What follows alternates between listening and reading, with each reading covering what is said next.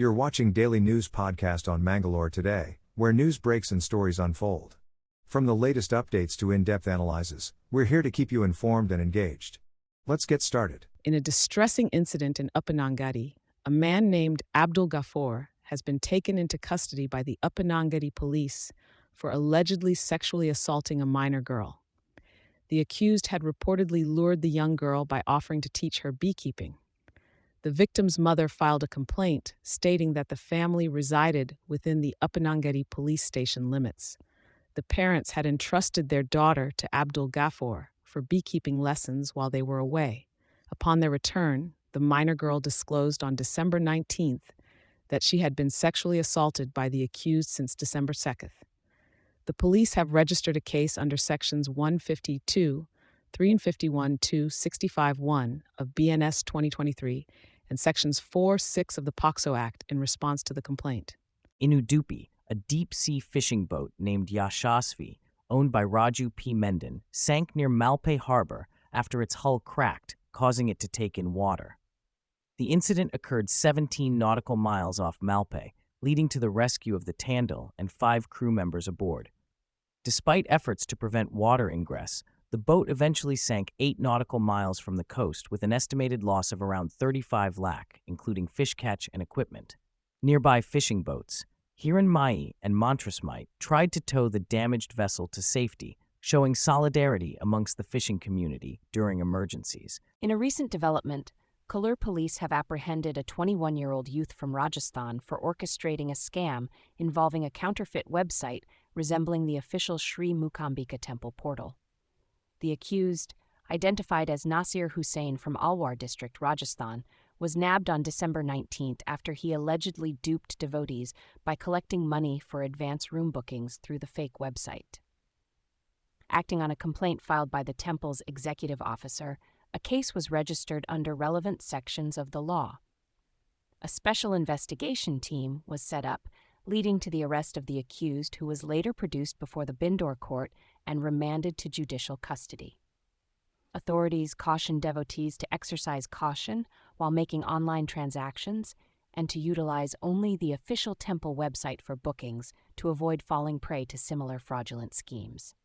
In a recent development, the state BJP has taken a strong stand against the hate speech prevention bill proposed by the Congress government. Union Minister Shobha Karandlaje, in a press conference, criticized the bill, calling it an attempt to stifle dissent and infringe on freedom of expression. She has written to the governor urging not to approve the legislation, alleging that it violates the constitutional principles of separation of powers. Karandlaje also raised concerns about a fact-check agency allegedly controlled by Congress members, claiming it's spending crores annually. Additionally, she highlighted the registration of cases against several BJP social media workers, MLAs, and MLCs. The BJP plans to approach the president to address their grievances regarding the contentious bill. In a tragic incident in Kondana near Kotakar, Mangaluru, the body of a government school physical education teacher, Prabhakar Jogi, was found in a well at his residence. The 51-year-old teacher, who worked at a government school in Kalavali, was believed to have taken his own life. Jogi, who was reportedly suffering from neurological issues and battling depression, was discovered by his family members in the well within their home premises. Following a complaint from the deceased's son, a case has been registered at the Ullal police station and investigations are ongoing. Our prayers and thoughts are with the family and loved ones of Prabhakar Jogi during this difficult time. In a grand inauguration ceremony at the Karavali Utsav grounds, Dakshina Kannada District in charge Minister Dinesh Gundu Rao announced a generous grant of 2 crore from the state government for the month-long Karavali Utsava in Mangaluru. This cultural extravaganza will showcase a vibrant blend of cultural, sports, and entertainment activities, highlighting the rich heritage of the coastal region. Minister Rao expressed gratitude to Chief Minister Siddaramaiah and Deputy Chief Minister D.K. Shivakumar, who will be invited to the closing ceremony. Emphasizing the importance of such festivals in fostering unity and trust among communities, he commended the public for their enthusiastic participation. The event, presided over by Mangaluru South MLA Vedavyas Kamath, saw the presence of dignitaries from various sectors, affirming their commitment to preserving and promoting the cultural tapestry of Karnataka. Let the festivities commence as Mangaluru gears up for a month-long celebration of art, sports, and camaraderie. In a recent event held in Mangaluru, retired Vice Chancellor Prof. B.A. Vivek Rai highlighted the significance of documentation in the digital age, particularly in the realm of research on Divaaradhane and bhutaaradhane.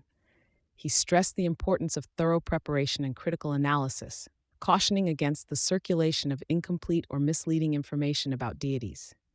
The book, Bhutaaradhane, Mayada Nade Jogada Nudi, authored by Prof. K. Chinnappa Gowda, was released at the event by Coastal Women Writers and Readers Association. The event saw the presence of various dignitaries including critic Rajashekar Halamaying, Diva dancer Shekhar Parava, and Ashwath S.L. from the Creative Education Foundation. The gathering was welcomed by Priyanka, with Mahalinga Bhatt delivering the vote of thanks, and Dinesh Nayak as the program host. In a recent development, Vittal police conducted a raid on a paddy field in Kepu village following a tip-off about illegal cockfighting. Several individuals were found engaged in the activity, with the MLA of the Puttur Assembly constituency allegedly encouraging them to continue despite warnings from the authorities. The police detained 16 persons and seized 22 roosters and sharp blades used in cockfighting. A case has been filed against the landowner and the MLA for their roles in the illegal activity under relevant sections of the law.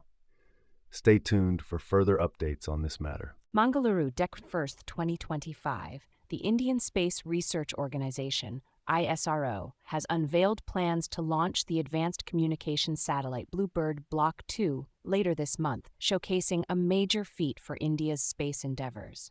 Set for liftoff on December 24th as part of the LV-3M6 mission, the satellite aims to revolutionize global connectivity with high-speed cellular broadband services directly to smartphones.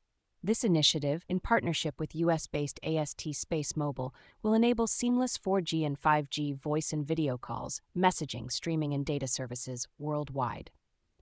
The Bluebird Block 2 mission forms part of a low Earth orbit LEO satellite network facilitating direct-to-mobile services, with the PTI news agency noting it as the heaviest payload to enter LEO via an LVM-3 rocket.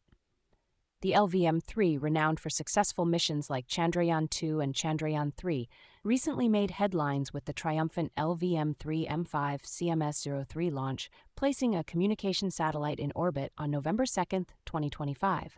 In a tragic incident in Beckersdal Township near Johannesburg, at least 9 people lost their lives and 10 others were injured in a horrifying mass shooting at a tavern. The South African Police Service reported that a group of around 12 unidentified suspects arrived in vehicles and mercilessly opened fire on the patrons in the early hours of Sunday. The assailants fled the scene while continuously firing at the innocent victims. A massive manhunt has been initiated by the Gauteng Serious and Violent Crime Investigations, along with the Crime Detection Tracing Unit, to track down the perpetrators. This horrifying event comes shortly after another mass shooting in Salisville Township, where 12 individuals, including 3 children, were tragically killed. The incident sheds light on the concerning statistics of over 60 killings a day in South Africa, with more than 26,000 murders reported in 2024, emphasizing the urgent need for action to address the escalating violence in the country. The Indian Visa Application Center, IVAC, in Chittagong, Bangladesh, has been temporarily closed due to security concerns and unrest in the region. The suspension of visa operations comes after recent security issues at the Indian Assistant High Commission, AHCI, in Chittagong. The reopening of the visa center will be decided after a review of the situation. This move follows heightened security measures around the Assistant High Commission office and the Visa Application Center. The unrest in Bangladesh was sparked by the death of student leader Osman Hadi, who played a significant role in last year's protests. His final prayers were held at Dhaka University, and demands were made for a report on his killing. The Ministry of External Affairs has registered a strong protest with the Bangladesh High Commissioner over the worsening security situation. Additionally, a march towards the Indian Assistant High Commission was stopped by police in Rajshahi. Stay tuned for further updates on the situation in the region. In a thought-provoking session at the Pune Book Festival, External Affairs Minister S. Jaishankar highlighted the profound diplomatic skills exhibited by Lord Krishna and Lord Hanuman in the epics of Mahabharata and Ramayana.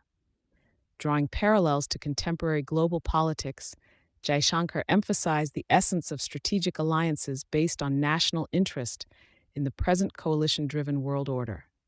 He called for a revival of Indian perspectives in international discourse, stressing the need to recognize and promote the country's rich diplomatic heritage. Jaishankar eloquently portrayed Lord Hanuman's mission to Lanka as a strategic masterpiece, showcasing intelligence gathering, morale boosting, and psychological warfare. When asked if one Jaishankar was sufficient for the nation, he cleverly redirected the query, highlighting the importance of visionary leadership over individual contributions. Encouraging young Indians to embrace the global stage, Jaishankar lauded the strong reputation of Indian talent worldwide, urging them to leverage this advantage on the international platform. Thank you for being with us for today's edition of the Daily News Podcast. To explore more about the stories we've discussed, MangaloreToday.com is the place to go. And for the latest news delivered directly to you, subscribing to our channel is the way. Take care.